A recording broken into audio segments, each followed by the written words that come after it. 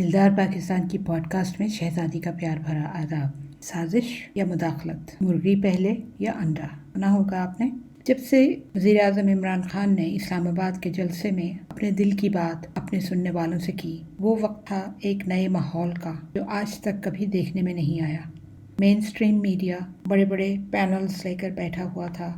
हर कोई हर लम्हा बदलती सूरत हाल को बहस में लाता था, और इस दौरान मेरे जैसे ने भी बहुत सी बातें, यानी कि चैनल्स जो कि टीवी चैनल्स के एंकर्स हैं और उन टीवी चैनल्स की पॉलिसीज़ हैं, मेहमान कितना कवरेज किसको मिल रहा है, कौन सा एंकर मेहमानों से ज़्यादा बोल रहा है, जवाब मिलने के बाद उसके नापसंद आने के बाद वो एंकर फिर से अपने पहले खुतबे पर जोर दे रहा है, बार बार घुमाकर अपने ख़ास एजेंडे को आगे बढ़ा रहा है। और ऐसी बहुत सी ऐसी बातें, पहली दफ़ा इतने ज़्यादा मुहर्रकात, तरजीहात और बहुत सी चीखें सुनने को मिल रही थी। ज़ेरे बहस था वज़ीर आज़म का वो डॉक्यूमेंट जो उन्होंने जेब से निकालकर हवा में लहराया था। चीखें तो सुनने में आना थी। कुछ चैनल्स ने तो अपने हिजान में इतने लंबे लंबे सेगमेंट किए, और कुछ ऐसे तजिया निगार देखने में आए जो पहले कभी नज़र नहीं आए। उनमें से एक साहब तो चुनकर लाए गए थे जो पहले बहुत बड़े बड़े दोस्ती के दावे करते थे इमरान खान के साथ, और अपनी फोटोज लगाते थे। दोस्ती पर बहुत नाज लगता था, लेकिन इतना याद रखें, इमरान खान जैसे इंसान को सही मुखलिस दोस्त कम मिलते हैं। अगर आप भी सच बोलते हैं और आप भी असूल पसंद हैं, तो आपको अंदाज़ा होगा आपके उन दोस्तों का जो अपने सिफारशी काम ना होने पर आपको दोस्त मानना छोड़ देते हैं, बल्कि मौका ब मौका आपकी तज़हीक भी करते हैं, खुल्लम खुल्ला भी करते हैं। लेकिन इतना याद रखिए कि वो खुद भी कभी किसी का काम नहीं करते, और ना ही उन्होंने कोई ऐसी अचीवमेंट की है जो कि इमरान खान के मुकाबले में इवन 20% भी गिनी जा सके। तो एक दो अफराद को देखा तो यूँ लगा कि चैनल्स ने अपने प्रोपेगेंडा सेगमेंट्स जो हैं उसका वक्त हिसाब से ज़्यादा बढ़ा दिया है। लग रहा था कि मेहमानों की कमी हो गई है। वैसे भी दूसरे चैनल्स में मेहमानों की डिमांड बढ़ गई थी। हर हाल इस डॉक्यूमेंट को देखकर या इसके बारे में जानकर बहुत से मुहिब्बे वतन लोगों ने इसको शक से देखा। कुछ ने कहा, क्या यही था वो सरप्राइज? काफ़ी नाउम्मीद हुए। वो लोग तो किसी चटपटे सरप्राइज के मुंतजर थे। आखिर नून लीग ने वीडियो पब्लिश करके लोगों की सोच की सतह ऊंची कर दी है ना। ये वो दिन थे जब हमारे लोग कुछ तो वैसे ही परेशान थे, मुल्क के ख़ास तौर पर सियासी हालात पर, क्योंकि बहुत से चैनल उनकी बहुत देर से ब्रेन वॉशिंग कर रहे थे। बहुत से चैनल्स ने उस वक्त की महंगाई को रोने वाली जो कैंपेन थी उसे रोकना पड़ा, और बहुत से लोग सच को झूठ बताने में महव हो गए। अगर कभी इस ज़माने में भी तीर कमान की मशकें जारी होती तो इनमें से बहुत से लोग, ख़ास तौर पे बुग़्ज़े इमरान में मारे हुए लोग, पुतले बना बना कर अपनी तीर कशी का मशक किया करते हैं। इसलिए कि ये सब एंकर्स और टीवी चैनल्स मालकान जो हमेशा से सच बोलते आ रहे हैं, बड़ी और छोटी मरियम के सच सुनते आ रहे हैं, शहबाज शरीफ की मुबालगा राई और ड्रामाबाजी के आदी हैं, उनको अब ये साबित करना था कि इमरान खान इन सब सियासतदानों से भी बदतर है जो एक खत दिखाकर अपनी सियासत का बयानिया बना रहा है। आपको शायद कभी महसूस हुआ कि नून लीग हमेशा नंबर 1 पर रही है बयानिया बनाने में। उनके किसी रुकन से जब एंकर सवाल पूछता है तो वो पहले पूरा बयानिया अलफ से ये तक सुनाते हैं कि एंकर को सवाल 2 या 3 दफ़ा पूछना पड़ता है। और कभी आपने नोट किया हो, और अगर नहीं किया तो ज़रूर करें, मिसाल के तौर पर जावेद लतीफ़ और वो जो हिजानी उज़मा है, वो कहेंगे, ठहरिए, मैं जवाब दे रहा हूँ, आ रहा हूँ उस तरफ, आ रही हूँ उस तरफ, पहले मैं अपना नैरेटिव बिल्ड कर रहे हैं। भी जावेद लतीफ़ बिल्कुल ऐसा ही कहते हैं। फिलहाल ये 2 नाम ही काफ़ी हैं, ऐसे और भी बहुत से नाम हैं, और अगर आपने मुआवजा करना हो तो ये याद करके बता दें कि इमरान खान ने कभी सवाल के जवाब में ऐसा किया हो। यहाँ पर एक बहुत मज़ेदार सा मुआवजा है आप सबके लिए। जब नशई लोगों का इलाज शुरू होता है तो उस इलाज के मरहले तक पहुँचने से पहले उस नशई को एक लंबा सफ़र तय करना होता है। दूसरों को ज़ाहरी पता होता है, दिखता है कि ये बंदा नशई है। अगर वो नशई खुशकिस्मत है तो एक दिन वो स्टेज आती है जब नशई को भी थोड़ा थोड़ा अपनी कमज़ोरी का एहसास सा होने लगता है, लेकिन फिर भी वो काफ़ी देर तक डिनाइल में रहता है। यही मामला है एक ऑफिशियल साइफर के बाद जो हुआ, वो आप सब जानते हैं, जो कि एक कोडेड जुबान में एक्सचेंज हुआ, एक सफारत खाने से दूसरे सफारत खाने तक पहुंचा। اب آتی ہے بات ہمارے مین اسٹریم میڈیا کی. پورا مین اسٹریم میڈیا تو نہیں بلکہ کچھ افراد، کچھ سیکشنز اور چینلز، ان کو جھوٹ بولنے کی اور سننے کی عادت دہائیوں سے یا تو پڑ گئی ہے یا ان کے ڈی این اے میں ہے یا پھر ان کو ٹریننگ دی گئی ہے. ویسے بھی آج کل ان سرکلز میں بغض عمران کی وبا کووڈ سے نمبر لے رہی ہے، لہٰذا ان کو ہر طرف جھوٹ ہی جھوٹ نظر آتا ہے، خاص طور پر اپنے ٹارگٹ کے خلاف. ان سب کے لیے تو سچ صرف شریف فیملی بول رہی ہے صدیوں سے، اور زرداری اینڈ سن لمیٹڈ. پہلے تو میڈیا ایک شدید خواہش میں مبتلا ہو گیا کہ ہم اتنے بڑے چینل پر بیٹھے ہیں، ہم بہت بڑی توپ ہیں، لہٰذا یہ ڈاکومنٹ ہمیں دکھانا چاہیے تھا. کافی اچھا ثبوت ہے ان کے دماغوں کے فارغ ہونے کا. ایک official coded documents intelligence agencies یا سفارت خانوں سے ان کو بھیجا جانا چاہیے. پہلے تو بلاول نے اپنی میچورٹی کا ثبوت دیا اور مذاق میں یہ بات اڑا دی کہ ایسا کوئی ڈاکومنٹ نہیں ہے، عمران خان اپنا بیانیہ بنا رہے ہیں. بلاول جیسے لوگ وزیر اعظم بننے کے خواب دیکھتے ہیں. آخر میں بات تو وہیں ختم ہوتی ہے کہ اگر سالہ سال سے جھوٹ بولنے اور سننے کی عادت ہڈیوں میں بیٹھ چکی ہو تو سچ کی پہچان کہاں رہے گی؟ اور پھر میڈیا مالکان کو پیسے بھی تو کم ملیں گے نا، نون زے میم اور شین سے. اس کے بعد پھر وزیر اعظم عمران خان نے کچھ باشعور صحافیوں کو بلایا. ایک خاص میٹنگ میں یہ سب اکٹھے ہوئے اور پھر وزیر اعظم نے اس ڈاکومنٹ کا لب لباب بتایا اور کچھ باتیں آف دا ریکارڈ بھی ہوئیں. اب نشیوں کے ڈینائل کا اگلا مرحلہ شروع ہو گیا کہ یہ سائفر ہمیں دکھائیں تاکہ ہم یقین کریں.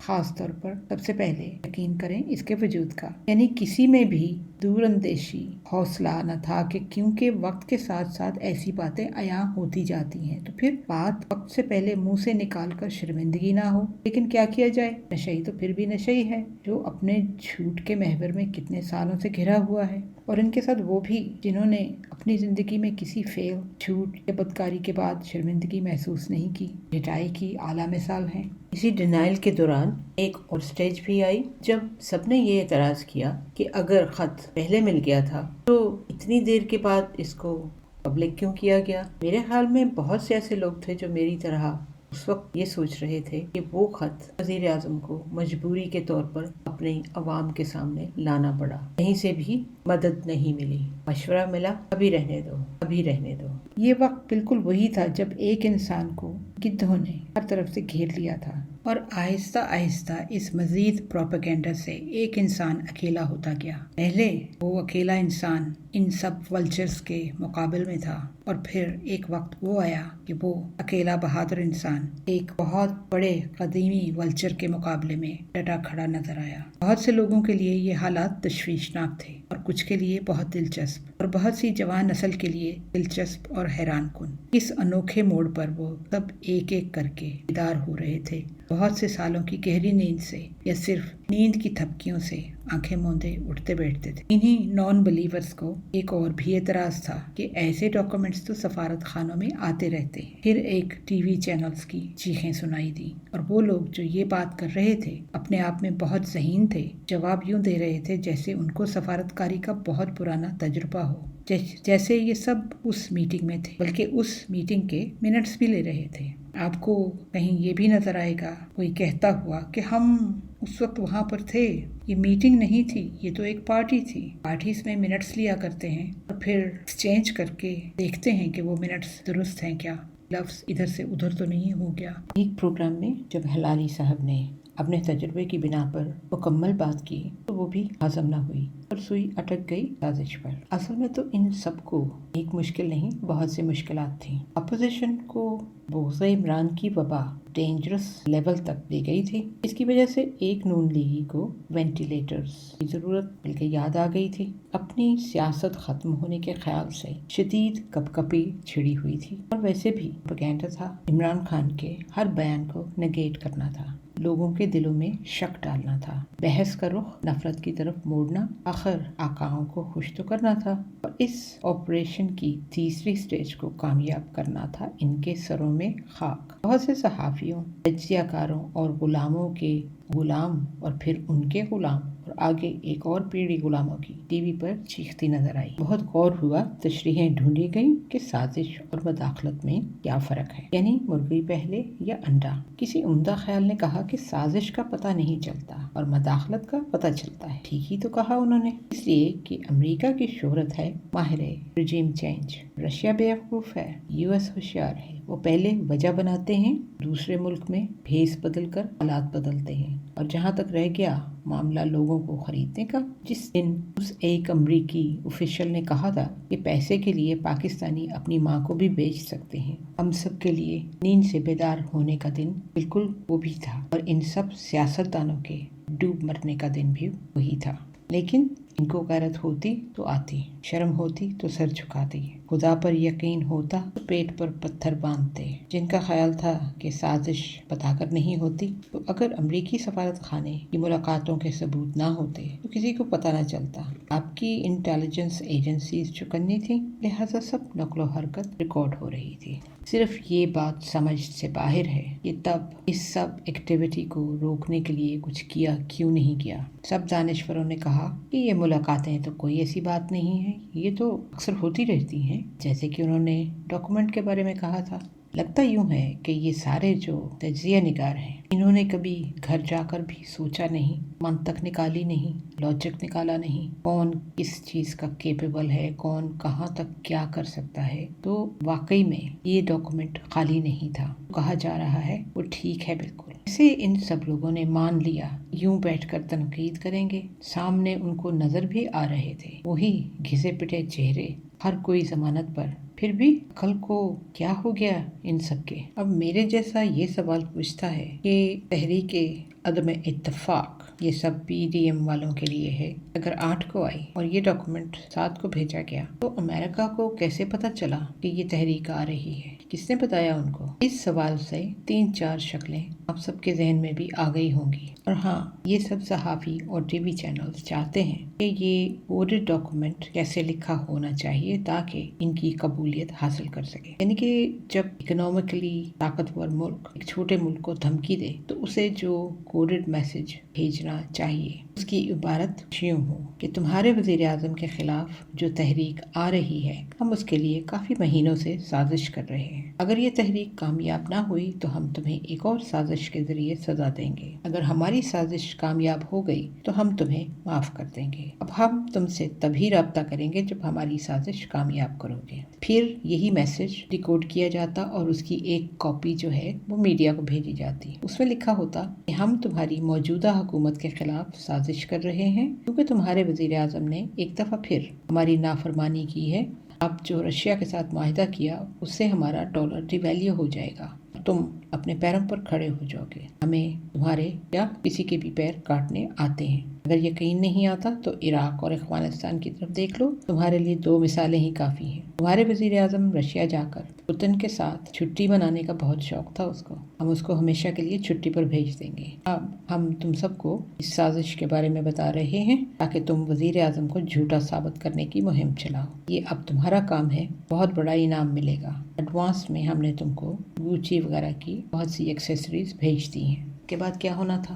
اس کے بعد یہ ہونا تھا کہ سارے چینلز والے ایک دوسرے پر جھپٹ پڑتے کہ سب سے پہلے نیوز کس نے بریک کرنی ہے، تو ہو سکتا ہے اس سے بھی بڑے بونسز ملیں۔ آخر آقا کو خوش تو کرنا ہے۔ مجھے امید ہے اب تک آپ سب نے بھی میری طرح ان خاص لوگوں کو پہچان لیا ہے۔ میں اب بہت سلیکٹیو ہوں کہ کون سا لنک کھولنا ہے۔ ایک اکیلے بندے کے چینل بوائیکاٹ کرنے سے شاید فرق تو نہیں پڑتا، لیکن میرے جیسے کو سکون ہو جاتا ہے۔ اب بھی کوشش کریں بائیکاٹ کرنے کی۔ ایک سرخی نظر آئی، اس کے اوپر کسی دبلے پتلے اینک پہنے ہوئے شخص کی شکل تھی۔ لکھا تھا کہ عمران خان کو تاریخ آئین توڑنے والے کے نام سے پہچانے گی۔ شرم تم کو مگر نہیں آتی، ایسے شخص کو ڈوب مرنا چاہیے۔ اگر یہ شخص اس قابل ہوتا کہ تاریخ رقم کرنے والے اس سے پوچھتے تو یہ بدتمیز شخص یہی لکھواتا۔ مجھے پورا یقین ہے کہ اس نے جب یہ بات کہی ہوگی تو اس وقت اس پر ہزاروں فرشتے خاص قسم کی دعائیں بھیج رہے ہوں گے۔ افسوس کہ اتنی جاہل سوچ کا مالک ایک ٹی وی پروگرام کر رہا ہے۔ معیار قابل مذمت ہے۔ پھر ملیحہ لودھی کا ایک انٹرویو نظر سے گزرا۔ میں نے کبھی اس اینکر کا پروگرام دیکھنے کو کبھی ترجیح نہیں دی. سوچا کہ ملیحہ لودھی کیا تشریح کریں گی سازش کی. سوچا تھوڑا سا چیک کر لوں. تو وہی ہوا کہ میرے لیے کوئی حیرانگی نہیں تھی. بالکل وہی جوابات تھے جو کوئی بھی ڈپلومیٹ کی کا. البتہ ملیحہ نے اپنے جوابی سٹائل کو سمجھایا کہ ایسے ڈاکومنٹس آتے ہیں، میں کہتی ہوں لے جاؤ اس کو واپس. امبیسڈر کو بھی یہی کرنا چاہیے تھا. یہاں یاد آیا کہ جب تحریک انصاف کی نئی حکومت آئی تھی تو ملیحہ لودھی نے غالباً 2 ملاقاتیں کی تھیں، خاص طور پر عمران خان کے ساتھ، اور جو سمجھ آئی تھی بریف نیوز کی اس وقت کہ وہ موجودہ بلکہ نئی حکومت کے ساتھ کام کرنا چاہتی ہیں، اپنی پوزیشن جو ہے UN میں اسی پر براجمان رہنا چاہتی ہیں. لیکن ہوا یہ کہ 2019 میں منیر اکرم کو یہ پوزیشن دے دی گئی تھی. ملیحہ لودھی کے بیان کو مانا کہ ایسے ڈاکومنٹس آتے رہتے ہیں اور ان کو واپس بھی بھیجتی ہوں گی، اس لیے کہ ڈیمانڈز اور دھمکی میں فرق ہے. اسرائیل کے وجود کو منوانا اور رجیم چینج کرنا یہ 2 مختلف چیزیں ہیں اور ان میں زمین آسمان کا فرق ہے. مانا کہ ملیحہ لودھی کا US میں ٹینر کافی دیر رہا ہے اور اس دوران انہوں نے بہت سی دوستیاں اور واقف ہوں گے اس ماحول میں جس حد تک یہ سب کچھ ہو سکتا ہے. لیکن اس کا مطلب یہ نہیں کہ ڈیمانڈ کرنے والوں نے اپنی ڈیمانڈ واپس لے لی ہے اس لیے کہ انہوں نے کہہ دیا کہ واپس لے جاؤ. وہ انتظار بھی کر سکتے ہیں اپنے بڑے مقصد کے لیے. اس کا یہ مطلب نہیں کہ انہوں نے بالکل بھلا دیا اس کو. ویسے بھی عورت ہونے کے ناطے ان کی یہ بات بھی چل جاتی ہوگی وقتی طور پر. البتہ یہ بات ضرور ہے کہ ایک دفعہ ڈاکومنٹ کو واپس کیا تو مثال اور کلیم کرنے کے انسان قابل ہو جاتا ہے. اس قسم کا پریڈکٹیبل انٹرویو کوئی بہت زیادہ وزن نہیں رکھتا، صرف ویسٹ آف ٹائم ہے. امریکہ میں کام کرنے والا یا والی، ڈپلومیٹک یا کوئی اور، کیا آپ سے کھل کر بات کرے گا؟ آپ کو اس کے علاوہ کچھ اور انٹرویوز اور ایڈیٹوریل یا آرٹیکلز نظر آئیں گے. لکھنے والے کا نام پڑھیے، وہ ضرور امریکی شہری ہوگا، بالکل ملیحہ لودھی جیسی ہی بات کرے گا. آپ نے کچھ پاکستانی امریکی شہریوں کو دیکھا ہوگا بات کرتے ہوئے. کچھ رینڈم ویڈیوز ہیں YouTube پر، وہ بھی کہتے ہیں کہ نہیں، یہ امریکہ کا کوئی دخل نہیں ہے اس میں، یہ سب کچھ اندر سے ہی ہوا ہے.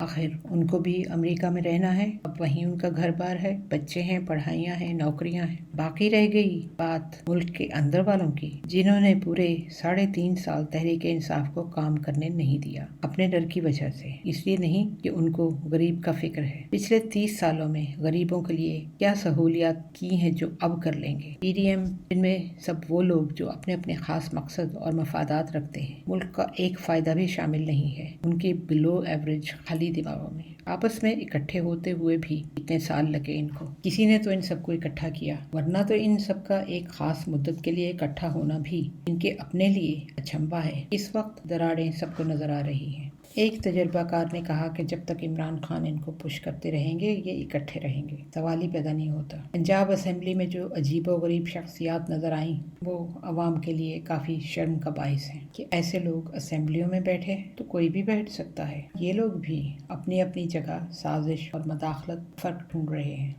آہستہ آہستہ سب راز عیاں ہوتے جا رہے ہیں. یہ سب جو مرغی پہلے یا انڈا پہلے ڈھونڈ رہے ہیں بہانے بنا کر، اللہ تعالیٰ ایک ایک کر کے ان سب کو ایکسپوز کرتا جائے گا، بے نقاب کرتا جائے گا. خدا کا لاکھ لاکھ شکر ہے کہ پاکستانی اب ایک مضبوط قوم بن گئے ہیں. اللہ تعالیٰ ان کا نگہبان، ان کو اور جرت اور ہمت دے. آئندہ آپ سے پھر ملاقات ہوگی، تب تک کے لیے خدا حافظ. ہمارا ای میل ایڈریس ہے darpakistan@hotmail.com. Until next time, take care, God bless, اللہ حافظ.